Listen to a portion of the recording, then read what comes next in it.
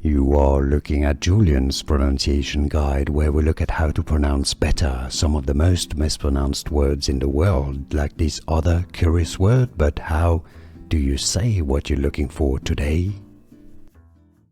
Let's learn once and for all how to pronounce those two words once and for all correctly. They look similar, they may have, especially in American English, almost the same pronunciation, but not quite. They have different meanings too, of course. Top word, let's start with British English, how it's pronounced in the UK. Odor is the top word. An odor, which is like a bad smell. Something smells bad, it's an odor. That's British English. The bottom word is an animal, and it's pronounced otter. Otter. So, odor, otter. Odor, otter. Now, the main difference is the first syllable. Top word is an O, bottom is an O. O, O. Let's listen again.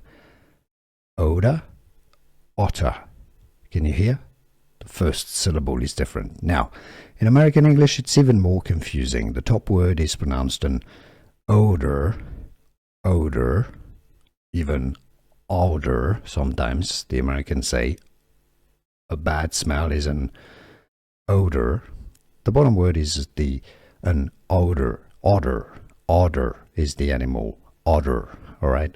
Odor, otter. Odor, otter is the American pronunciation. So this is all quite confusing, I can understand, but remember that the first syllable is really where the difference is, and listen again to this video if you really want to understand and grasp the two different pronunciations here. I hope this was useful. Let me know in the comments.